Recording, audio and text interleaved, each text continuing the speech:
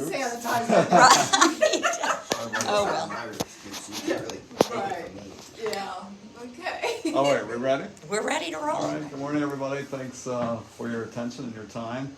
Hopefully you've heard about the ACE program a little bit, but if not, we're going to rectify that this morning. And I'm excited to do so. This is our first one of these, so hopefully we give it justice. But if you can advance the slide, we'll start off with what is hopefully a joke. But we haven't been in high school for 30 years. So this is what high schoolers looked like 30 years ago. This is a Breakfast Club. I don't know if you've ever seen this.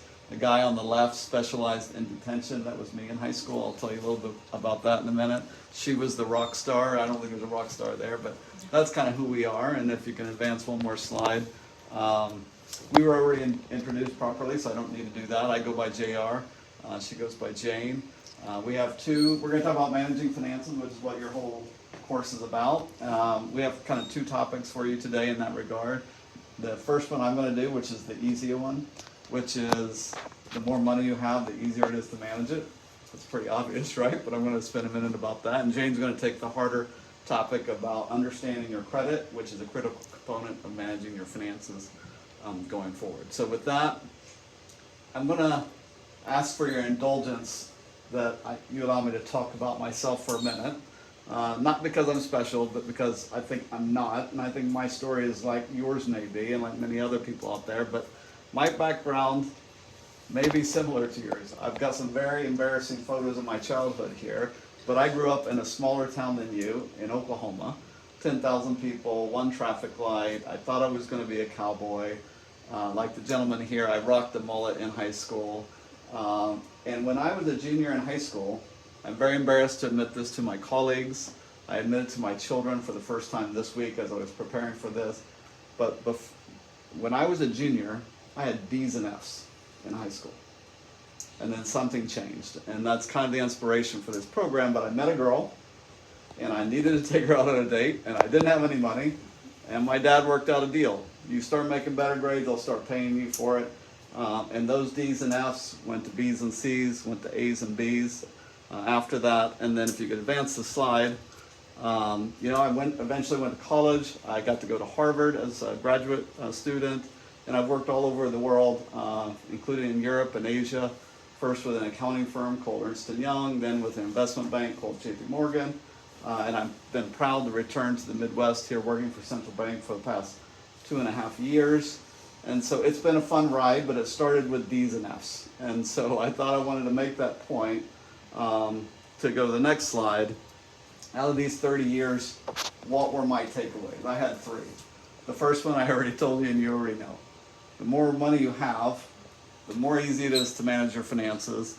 And that may sound simple, but so much stress in life comes from managing your money that it's hard to be happy when you're stressed. And so charting a path to making more money is important. I know that's a no-brainer, but there's 2 other things that I learned as well.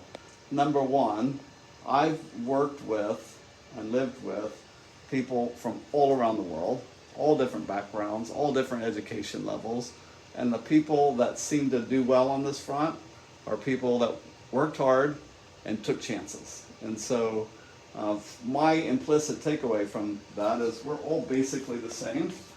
We all have the same innate capabilities. There's no difference among us, except for how we apply those talents.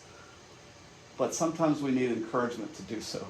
As you saw from my example, I had no motivation to recognize any of that potential when I was your age until there was a catalyst for doing it. And that's really the catalyst, the inspiration behind the ACE program, because we want to try to help you guys gain some motivation for starting that journey yourselves right now. So if you'll go to the next slide, I hope you've seen this before. There's a lot of numbers on this page, but I'll just try to tease out the important part. I would love nothing more than to pay each of you guys $500 every semester until you graduate. And that is achievable, and I'll walk you through some of these numbers just so that you get a sense. So across the top here is what is the improvement in your class's GPA? And normally, it's relatively static. It's not going to change a lot from semester to semester. So I just took an example. Let's say this program had some effect and people were starting to improve their grades, and so it moved, just say, from a 2.5 to a 2.6 for the class overall. but you are here. You went from, I don't know where you're starting, you're probably better than me, so maybe you don't have a 1.0, maybe you have a 2.0. But if you take it from a 2.0 to a 3.0 in that same semester, you'll find out, okay, your payout from this program is $500. Now, if the rest of the class did better, you might make a little less. If you did better or worse, you might make a little bit of more or less. But basically, the maximum payout is $500. And if you did what I did in high school, you're going to make that $500. So that's kind of what I'm hoping gets you a little bit excited about this. It's not that hard to do. You can start from anywhere like I did, as a D, as an F, 1 point improvement in your GPA, and you're almost guaranteed to get that top payout. So I hope that's a little bit motivating. $500 is a lot of money for high school. When I was in high school, it's probably a little bit less now than it was back then, but hopefully it's still enough to get you excited. So may I ask a please. question? Because I know that there's some that are, have A's Yep. and B's. For those students, their increments will be probably very small, Yeah. so they still can earn the money that way as well. They can still earn payouts, but you can see, if you've got a 3.9, there's only 0.1 you can go. So if you got 0.1 and everybody else got 0.1, you got $50. Okay, that's Right, what I but- think, I wanted to make sure that they understood. But this is specifically designed. Yes. Well, let me start this way. I don't know if you know the statistics, but about 40% of Jefferson City students do not have grade level proficiency in math and English. As a society, that is not sustainable.